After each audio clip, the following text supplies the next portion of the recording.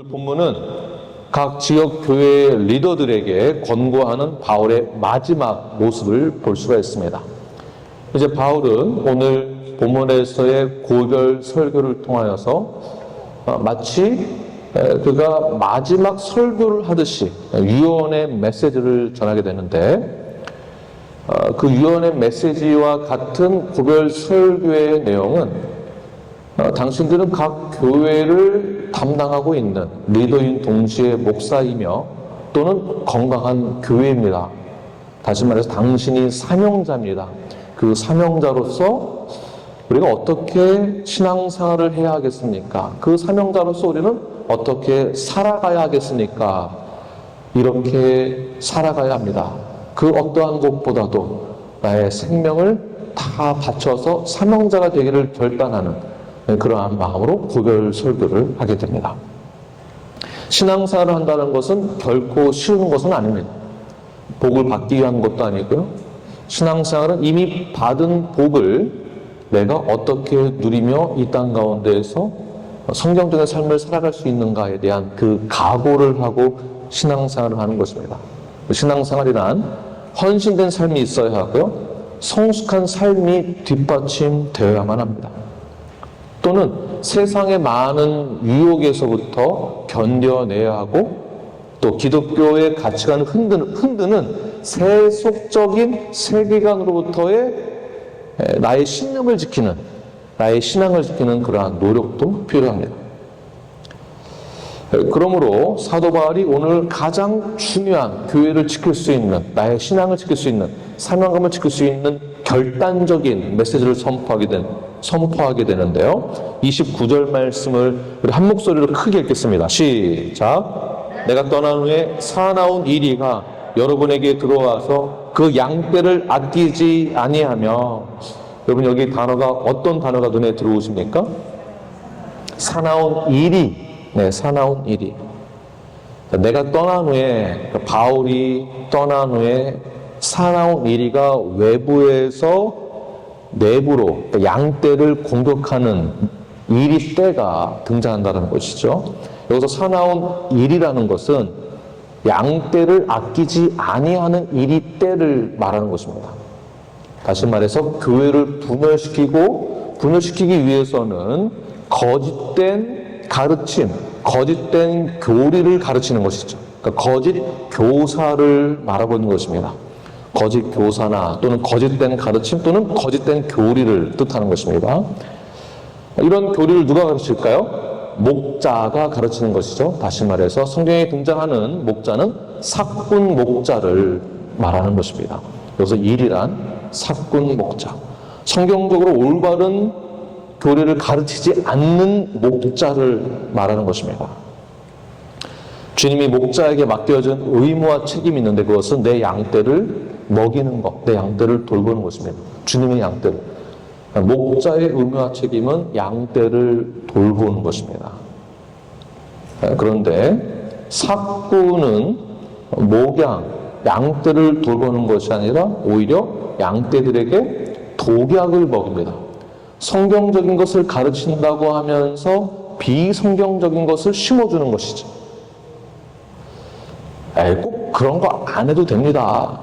멤버십 그런 거 필요 없습니다. 편안하게 사십시오. 신앙생활 적당히 하십시오. 교회 신명 그런 거 중요하지 않습니다. 이 세상에 중요한 게 얼마나 많은데 그거까지 다 챙깁니까? 머리 아픕니다. 교회 신명 중요하지 않습니다. 가르침에 대한, 성경적 가르침에 대한 그러한 책임의식이 없는 목사들이 이 땅 가운데 얼마나 많이 있습니까? 그런 목자들을 통해서 교회는 분열이 일어나게 되고요. 성도들은 그 가르침 때문에, 비성경적인 가르침 때문에 불일치가 일어나게 됩니다. 분열. 일치하지 않게 되는 것이죠. 그래서 예수님께서도 이러한 부분을 경계해야 된다라고 말씀하셨는데요. 마태복음 7장 15절 말씀을 우리 다 함께, 영어로 한번 읽어볼까요? 크게 영어로. Matthew chapter 7 and verse 15. 시작. Watch out for false prophet. They come to you in ships, clothing, but inwardly they are false wolves. 우리는 이와 같은 거짓 교사, 잘못된 가르침이 교회의 하나됨을 방해하는 것을 반드시 경계를 해야만 합니다. 왜냐하면 노략질하는 이리가 우리에게 꼭 양처럼 다가온다는 것은요, 양의 옷을 입고, 그러니까 겉으로는 목사인 척, 겉으로는 성도인 척, 겉으로는 믿는 척 하면서 속으로는 숨겨진 의도로는 이리의 마음을 가지고, 노략질하는 이리의 마음을 가지고 교회에 들어와서 분열을 일으킨다는 것입니다. 자, 이것이 바로 외부에서 내부로 들어오는 공격입니다. 외부에서 교회에 들어오는 공격. 이러한 세력에 대해서 우리는 반드시 경계를 해야만 합니다. 두 번째는 내부 안에도 이리가 있다라고 사도 바울이 각 교회 리더들에게 권면하고 있는 것이에요. 30절 말씀을 함께 읽겠습니다. 시작. 또한 여러분 중에서도 제자들을 끌어 자기를 따르게 하려고 어그러진 말을 하는 사람들이 일어날 줄을 내가 아노라. 자, 보시면 여러분 중에서도, 이 말이 무슨 뜻일까요? 교회 안에서도 제자들을 끌어 자기를 따르게 하려고, 편을 나누게 하려고 하는 어떤 사람들이 하는 말? 어그러진 말을 하는 사람들. 일어날 줄 내가 안다. 다시 말해서 미리 사도 바울이 예견하고 있는 거예요. 미리 암시하고 있는 것입니다. 지금은 그런 사건이 없는데 앞으로 교회 안에 그런 일들이 일어나게 될 거야. 다시 말해서 어떻게 교회가 이런 일이 일어날 수가 있나라고 우리는 생각하지만 그런 일들이 있다는 것이죠. 다시 말해서 내부 안에 이러한 이리가 있다는 것인데, 어떤 자가 내부에서 이리의 역할을 하는 것일까요? 어그러진 말을 하는 자들. 네. 어그러진 말을 한다라는 것은 말을 왜곡시켜서 한다, 구부러진 말을 한다라는 뜻입니다. 그러니까 복음의 진리를 왜곡시켜서 거짓된 말을 전하는 자들. 실제로 사도 바울이 에베소 지역을 떠난 다음에 에베소 교회에 니골라당이라고, 실제 니골라당이 들어와서 교회에 침투하여서 교회를 분열시키는 일들이 나중에 벌어지게 됩니다. 아유, 목사님 어떻게 감히 누가 그 진리를 왜곡시켜서 구부러지게 말을 합니까? 어떻게 우리가 그럴 수 있습니까? 라고 하지만, 스스로 우리가 어떻게 성경의 말씀을, 진리를 왜곡시킬 수 있습니까? 라고 하지만, 그러나 성경 전체의 의도를 모른다면, 하나님의 목적과 하나님의 의도를 모른다면 진리를 내 입장대로, 내 맛대로 왜곡시켜서 해석을 하거나 합리화시키는 경우들이 상당히 많이 있습니다. 그래서 이런 거 가지고 파워게임을 하게 되는 것이죠. 교회 안에서도. 자기 마음대로 해석을 한다든지, 이런 것이 교회의 분열을 일으키는 구부러진 말을 왜곡시켜서 하는 말들이 교회 내부에 있다. 그러므로 사도 바울이 권면하고 있는 뜻이, 목적이 무엇입니까? 교회를 보호하기 위해서는 외부의 공격과 내부 안에서 일어나는 공격을 우리는 잘 대처해야 된다. 그래야만 교회를 지킬 수 있다. 교회의 하나됨을 지킬 수가 있다. 그래서 32절에서 사도 바울은 이렇게 말씀하고 있습니다. 지금 내가 여러분을 주와 및 그 은혜의 말씀에 부탁하노니. 이 말씀을 하는 이유는 하나님께도 부탁을 하고 말씀을 성도들에게 주므로 교회를 하나됨으로 지켜라. 그러니까 분열되지 않게 하라. 여기서도 교회의 하나됨을 강조하고 있는 것을 볼 수 있죠. 주님께도 부탁을 하고 말씀 안에서 부탁을 하는 그 이유는 교회의 하나됨이 그만큼 중요하기 때문에 라는 것을 알 수가 있습니다. 저는 하나님께서 우리 뉴라이프를 성경적으로 건강한 교회로 하나됨을 지키면서 든든히 세워나갈 것을 저는 믿습니다. 저는 확신합니다. 여러분 모두가 외부의 공격과 내부의 공격, 외부에 공격하는 자가 내가 될 수도 있습니다. 내부에 공격하는 자도 내가 될 수도 있습니다. 그렇다면 사도 바울은 각 교회 리더들에게 주고자 하는 구체적인 메시지는 무엇일까요? 우리는 어떻게 하면 교회를 하나가 될 수 있도록 지킬 수 있는 것일까요? 첫 번째는 사도 바울이 분별하라고 말하고 있습니다. 분별하라. 31절 말씀을 한번 읽겠습니다. 시작. 그러므로 여러분이 일깨어 내가 3년이나 밤낮 쉬지 않고 눈물로 각 사람을 훈계하던 것을 기억하라.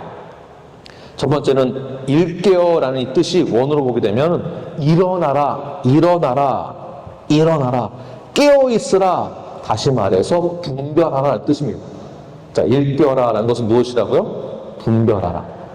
말이 쉽지. 그리고 뭐 무슨 말인지는 알고는 있죠.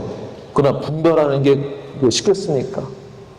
그러나 사도 바울은 일깨어라, 일어서라, 깨어있어라, 분별하라. 외부에서 공격하는 이리가 교회를 분열시키고 나누게 하는 것을 잘 분별하라. 분별하라.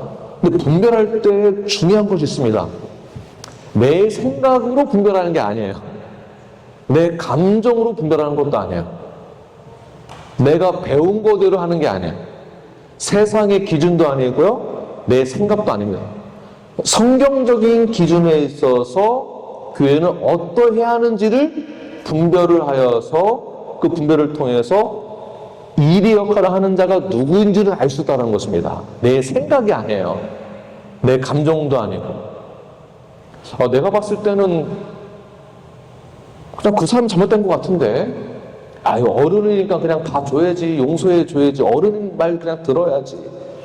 어른 말을 그냥 듣는 것이 맞는 말일까요? 성경에서 하는 말이 맞는 말일까요? 성경에서 뭐라고 하는지에 대한 기준을 가지고 우리가 분별하는 것이 더 중요한 것입니다. 여기서 어른이니까가 아니에요. 애니까도 아니고 그 누구도 상관이 없습니다. 그러므로 분별하기 위해서는 무엇이 성경적인가? 이것을 보는 것이 중요합니다. 무엇이 성경적인가? 무엇을 성경에서 말하고 있는가? 그러므로 믿는 자 또는 성도는 항상 무엇이 성경적인 것인지를 영적으로 분별하는 것이 굉장히 중요합니다. 영적으로 분별하기 위해서 각성해요. 각성이 무엇입니까? 깨어서 정신을 차리는, 내 감정대로 해석하지 마시고 내 감정대로 반응하지 마시고 기분 나쁘다고 이러는 게 아닙니다. 기분 나쁘다고 교회 안 나오는 것도 아니고요. 기분 나쁘다고 말 함부로 하는 것도 아니고요. 나 기분 나쁘다고 내 감정대로, 내 마음대로 하는 게 아닙니다. 성경에서 뭐라고 말하고 있는가? 이성적으로 생각할 수 있어야 되고요. 영적으로 분별하라고 해서 환상 보고 분별하는 게 아니고 뭐 듣고 분별하는 게 아니고 성경에서 말하는 것을 성도가 분별하는 것이 그 영적인 것이에요. 이성적인 것, 성경적인 것, 그리고 영적인 것, 모든 것을 다 겸비하여서 우리가 분별을 해야만 합니다. 그래야만 우리는 주님의 몸된 교회를 하나됨으로 지킬 수 있는 것입니다. 분별하는 것이 우리의 신앙을 지키는 거예요. 이것이 신앙생활이에요. 예배만 드리는 게 신앙생활이 아니고 우리가 분별해서 성경대로 분별해서 실천하는 것이 신앙생활입니다. 두 번째는 사도 바울이 눈물을 흘리면서 3년 동안 밤낮을 가리지 않고 가르쳤던 성경적인 핵심이 있었습니다. 그것이 바로 훈계였었는데요. 그 훈계를 기억하라라고 말하고 있습니다. 사도 바울은 각 교회의 지도자들에게 그리고 교회에게 교회가 하나가 되기 위해서는 외부의 공격과 내부의 공격으로 교회가 분열되는 것을 막기 위해서는 어떻게 하라? 두 번째, 훈계를 기억하라. 31절 후반절 보게 되면 각 사람을 훈계했던 것을 기억하라. 자, 우리가 신앙생활 잘 하려면 어떻게 할까요? 라고, 우리가 신앙의 선배들에게 물어보면 성령 충만해야지, 기도 열심히 해야지. 맞는 말씀, 맞습니다. 근데 사도 바울은 지금 뭐라고 고면하고 있습니까? 기도 열심히 해라, 성령 충만해라. 오늘 본문에서는 그것만을 말하고 있지 않죠. 오늘 본문에서 교회 하나됨을 지키기 위해서는 어떻게 하라고 말씀하고, 첫 번째, 깨어 있어라, 분별해라, 성경적으로 분별을 해라. 두 번째, 훈계를 기억하라. 지금 기도하라가 아니에요. 금식해라, 작정 기도해라, 이 얘기가 아닙니다. 훈계를 기억하라. 그렇다면 훈계란 무엇일까요? 훈계란 성경의 가르침을 뜻하고 있는 것입니다. 다시 말해서 사도 바울의 그동안 있었던 제자 훈련의 내용을 기억하라. 제자 훈련 받았던 그 내용들을 기억해라. 성경의 가르침을 기억해라 라는 뜻이겠죠. 여기에서 기도가 중요하다, 예배만 중요하다라고 하는 것이 아니라 예배도 중요한 만큼 제자 훈련도 동일하게 중요하다. 동일하게. 그러니까 예배 드렸다라고 해서 성도로서 내가 할 일 다 했다가 아닙니다. 제자 훈련을 받고 제자 훈련의 내용을 기억하는 게 중요하다. 여기서 제자 훈련과 성경 공부에 분명한 차이가 있습니다. 제자 훈련을 성경 공부로 인식해서는 안 됩니다. 분명한 차이가 있습니다. 그렇다면 제자 훈련과 성경 공부의 차이점은 무엇일까요? 성경 공부는 성경에 대해서, 주님의 가르침에 대해서 배우는 것이죠. 인포메이션을 우리가 받아들이는 데 있다고 한다면, 제자 훈련이란 무엇인가? 제자 훈련은 예수님께서 제자에게 말씀을 가르쳐 주시고 전하시는 동시에 예수님이 어떻게 공생의 사역을 하셨는지를 실제 몸소 나타내 보이셨습니다. 그러니까 본을 보여줬어요. 어려운 이웃을 돕고, 눈먼 자를 뜨게 해주고, 고쳐주고, 생명을 전하고, 죄인된 자를 용서해주고, 그리고 직접 가장 큰 헌신과 섬김 무엇입니까? 예수 그리스도의 십자가에서의 우리의 죄를 대신하여서 죽으신 그 사건으로 우리에게 큰 사랑의 본을 보여줬던 것이 제자훈련이에요. 다시 말해서 제자훈련이란 본을 보이는 동시에 제자훈련 받는 자는 본을 받는 것입니다. 말씀대로 실천을 하는 장소가 바로 제자 훈련을 받는 장소인 것입니다. 그래서 로컬 철치의 존재를 보았을 때 교회의 존재는 무엇이냐면, 내가 믿는 바, 무엇을 내가 어떻게 믿는다고 한다면 내가 믿는 바, 믿는 그대로 실천을 하는, 그 실천을 할 수 있도록 돕는, 누군가는 실천을 하고 있고 누군가는 본을 받고 있는 그 공동체의 모임을 교회라고 하는 것입니다. 믿는 자의 모임. 그래서 본을 보이고 본을 받고 하는 그 모임이 교회이며 제자훈련입니다. 제자훈련. 그래서 성경을 이제 이해했다면 나는 어떻게 성경적인 삶을 살아가야 하는가를 고민하는 것이 바로 제자훈련이에요. 내가 배운 내용들을 기억하고 실천하는 것. 자, 이것을 사도 바울 역시 예수님이 하셨던 것을 본받아서 실행했죠. 이미테이션. 모방하는 거죠. 모방.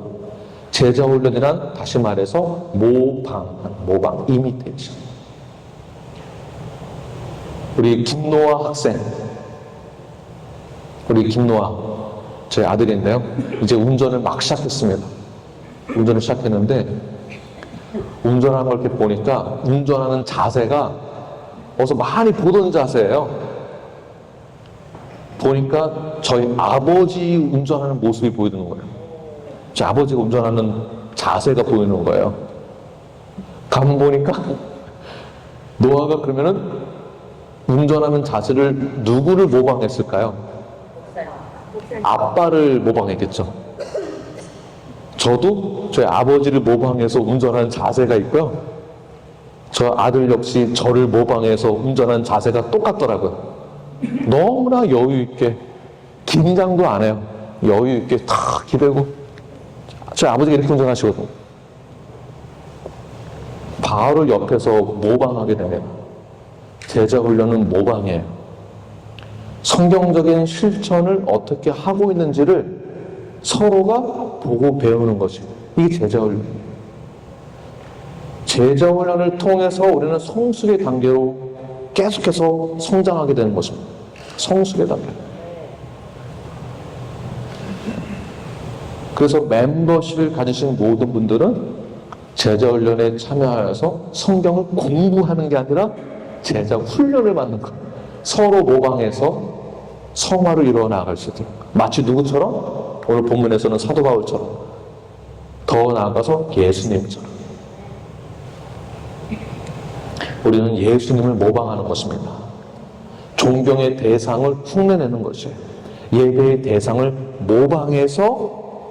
모방함으로 내가 교정이 되어지는 것입니다. 말하는 것, 행동하는 것, 내가 교회에서 형제 자매를 만났을 때 내가 어떻게 대하여야 할까? 꼴도 보기 싫은 사람 여기서 또 만나네. 가 아니라 나한테 상처 준 사람, 다시는 내가 이 사람한테 내 미소를 보여주지 말아야지. 그런 게 아니라 주님이 어떻게 줬습니까? 내 이웃을 내 몸처럼 사랑하는 그 마음으로 원수를 여기지 않냐. 이런 모방하는 것이 어디에서 일어날 수 있을까요? 세상에서 이런 모방이 일어날 수 있을까요? 그렇지 않습니다. 어디에서 일어나야 되겠습니까? 교회에서.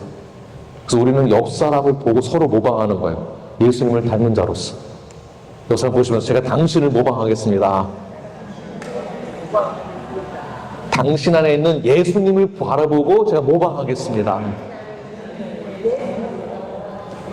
네. 쌍스러운 말을 하는 것을 모방하는 게 아니죠. 아이들이 모방을 할 때 가장 안 좋은 것부터 모방합니다. 세상에 나아가서 제일 안 좋은 것부터 배웁니다. 말하는 거, 욕설하는 거, 이간질하는 거, 거짓말하는 거, 행동하는 것도 다 모방을 합니다. 그래서 자녀들 보면 부모님을 알 수 있다고 그러잖아요. 네. 교회 성도들을 보면 목사를 알 수 있다고도 합니다.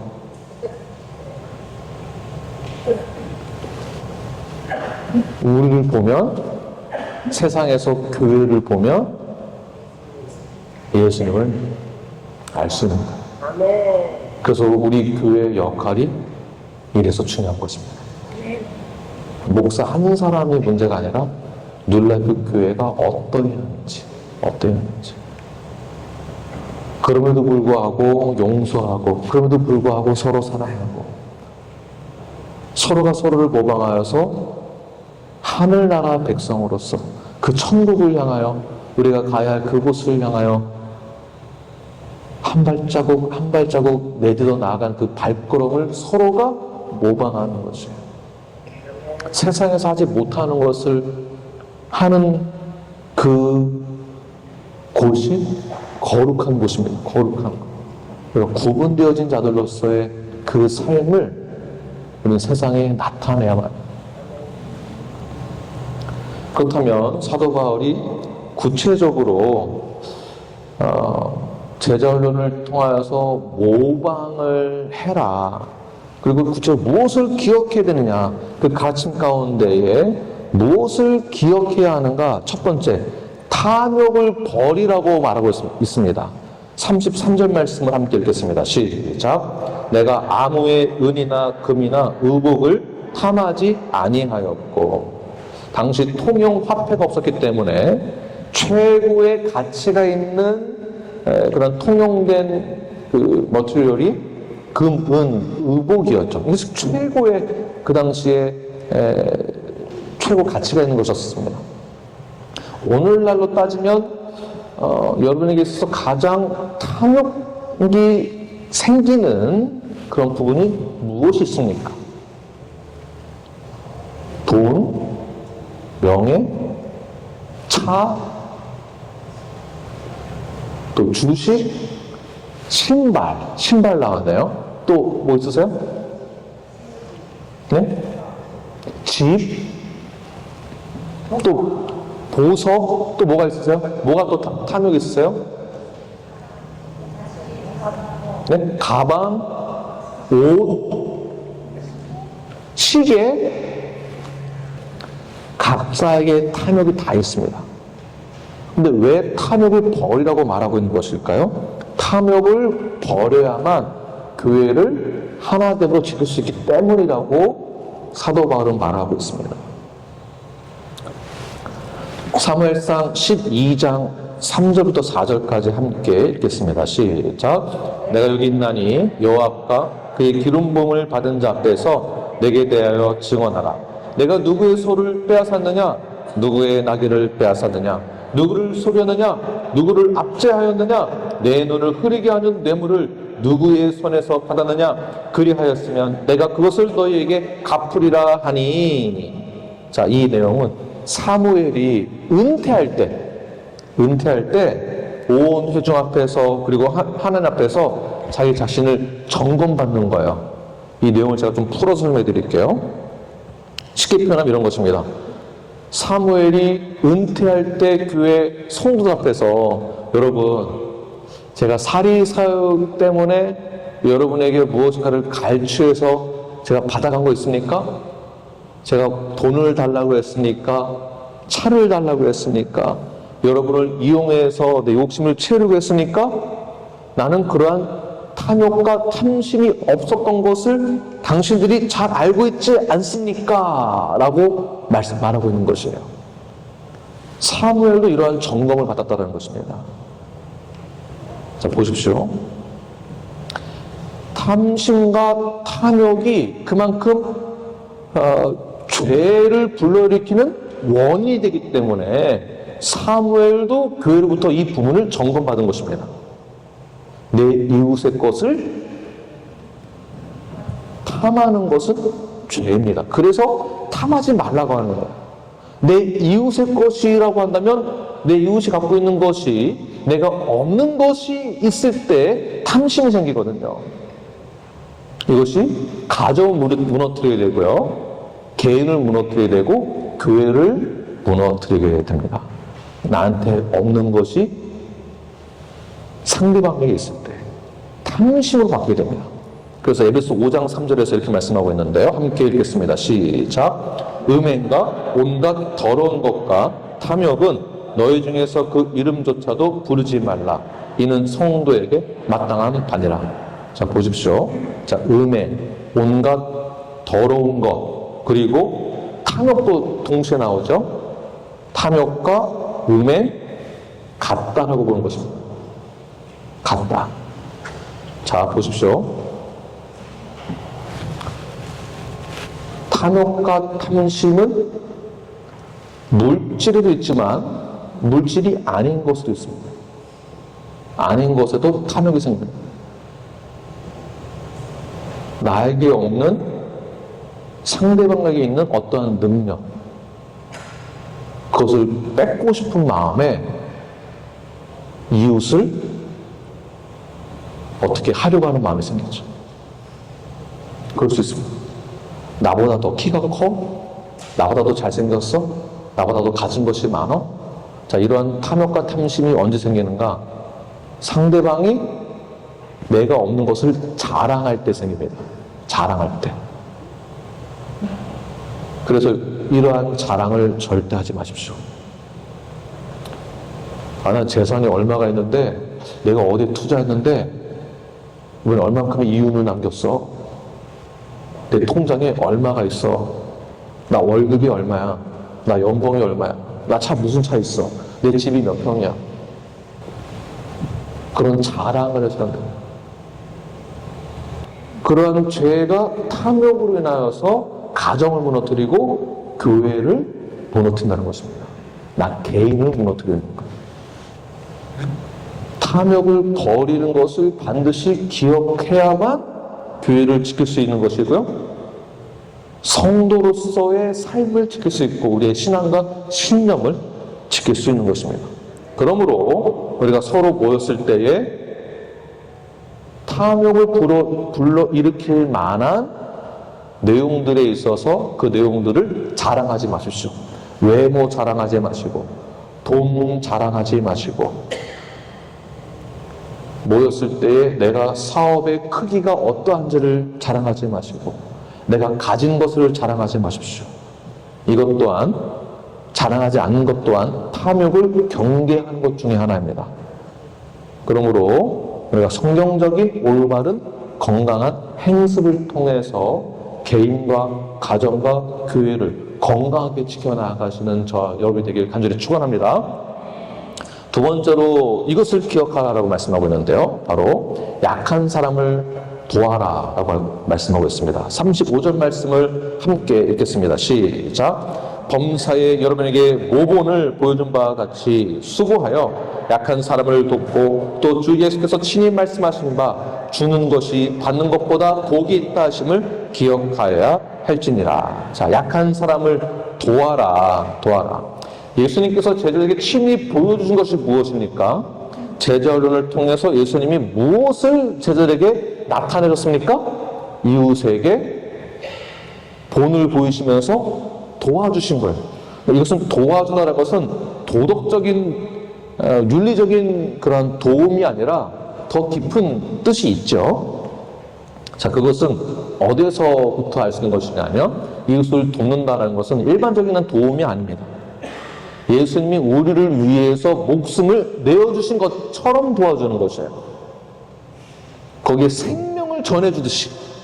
네. 예수 그리스도께서 교회를 위해 자기 자신을 내어주신 것처럼 그렇게 하라는 것입니다. 이 말이 굉장히 어렵습니다. 이것을 행하는 것이 굉장히 어렵습니다. 예수님이 누구를 위해서 자신을 내어주셨습니까? 교회를 위해서 자신을 내어주셨어요. 그렇게 사랑하라는 거예요. 옆 사람을 우리가 어떻게 사랑해야 되겠습니까? 옆 사람 보시면서 옆 사람 어떻게 사랑해야 될까요? 네.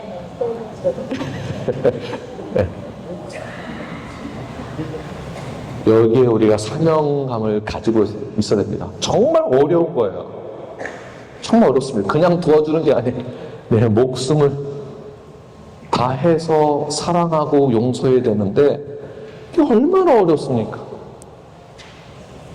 예수님은 이 땅에 오실 때 섬김을 받으러 온 것이 아니라 오히려 섬기러 오셨죠. 마태복음 20장 28절 말씀 시작. 인자가 온 것은 섬김을 받으려 함이 아니라 도리어 섬기려 하고 자기 목숨을 많은 사람의 대속물로 주려 함이니라.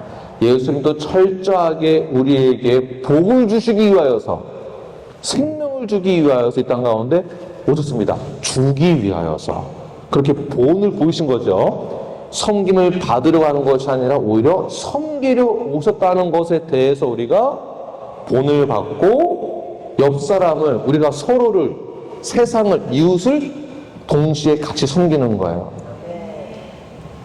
그래서 주님이 이렇게 명령하십니다. 누가복음 6장 38절 시작. 주라 그리하면 너희에게 줄 것이니 곧 후이되어 누리고 흔들어 넘치도록 하여 너희에게 안겨주리라.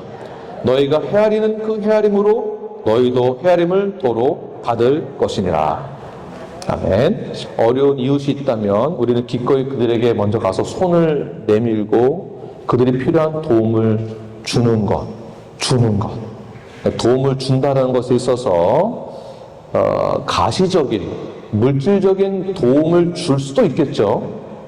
그러나 꼭 준다라는 것, 이 개념이 가시적인 것만을 뜻하는 것은 아닐 것입니다. 구제, 공급, 선물을 준다는 의미로서의 주다도 있지만 그러나 다른 측면으로서의 주다도 있습니다. 누가복음 6장 36절, 37절 방금 읽었던 38절 말씀 바로 전 구절이죠. 자, 주다라는 또 다른 개념. 함께 읽겠습니다. 시작. 너희 아버지의 자비로우심 같이 너희도 자비로운 자가 되라. 비판하지 말라. 그리하면 너희가 비판을 받지 않을 것이요. 정죄하지 말라. 그리하면 너희가 정죄를 받지 않을 것이요. 용서하라. 그리하면 너희가 용서를 받을 것이요. 자, 주다라는 개념이 물질적인 공급만을 뜻하는 것은 아니다라는 것을 오늘 누가복음 6장 36, 37절을 보고 알 수 있습니다. 너희 아버지의 자비로우심 같이 너희도 자비로운 자가 되라. 이 첫 번째. 이 자비로움은 나 스스로 죄의 문제를 해결할 수 없는 그 상태에 놓여 있는, 죄의 삭슨 사망인 상태에 놓여 있는, 죄의 노예가 되어 있는 그 상태에서 내 스스로 해결할 수 없는 그 상태에 놓여 있을 때 하나님이 우리를 용서하시기 위하여서 하나님의 자비로우심과 긍휼하심으로 우리를 용서하시고 죄에서부터 해방시켜 생명의 자리로 옮겨줬습니다. 이것이 하나님의 자비로우심이에요.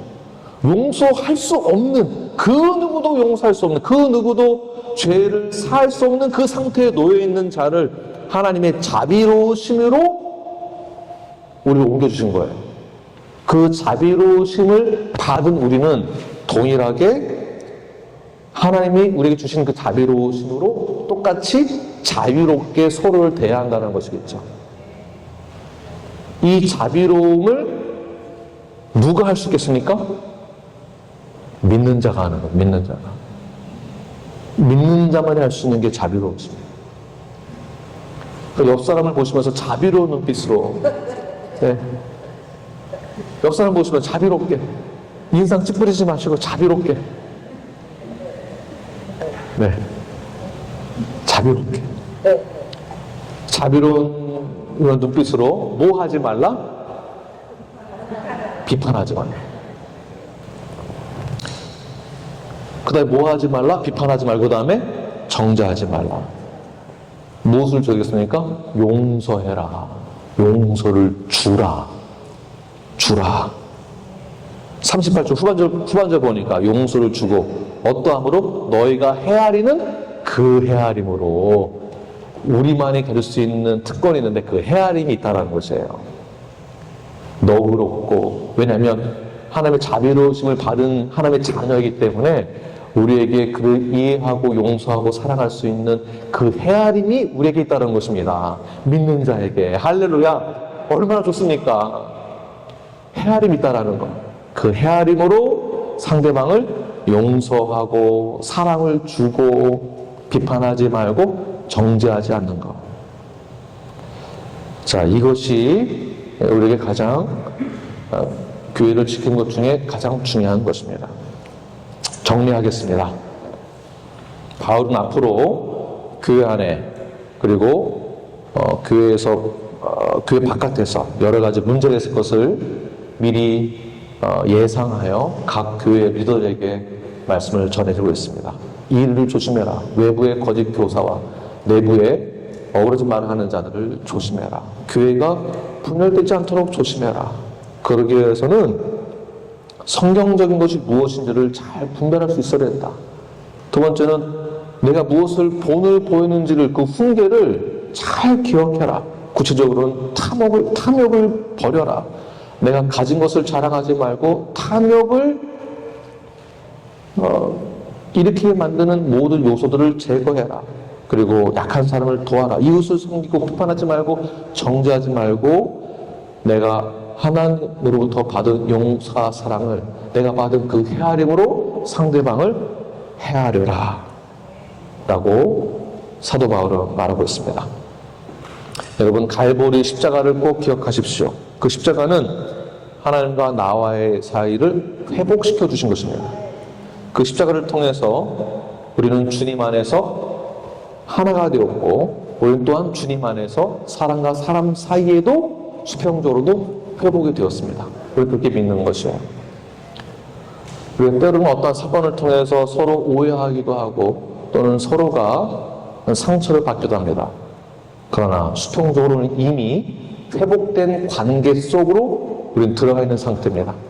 그때 성경적인 말씀을 잘 기억하십시오. 그리고 우리 공동체 안에서 어떻게 말씀대로 실행하여서 본을 보였는지를 본받아서 말씀대로 실천하십시오. 그리고 이웃을 사랑하는 마음으로 주되 무엇을 줘야 되겠습니까?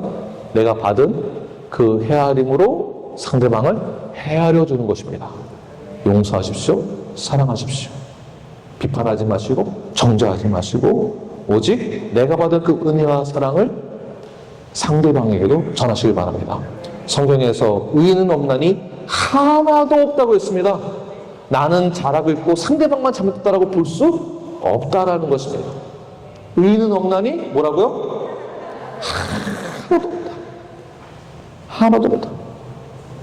하나님의 자비로우심을 받은 그 자비로우심으로 상대방을 자비로운 마음으로 비판하지 마시고 나는 정죄받을 것이 없는 사람이고 상대방만 정죄받아야 된다라고 생각하지 마십시오.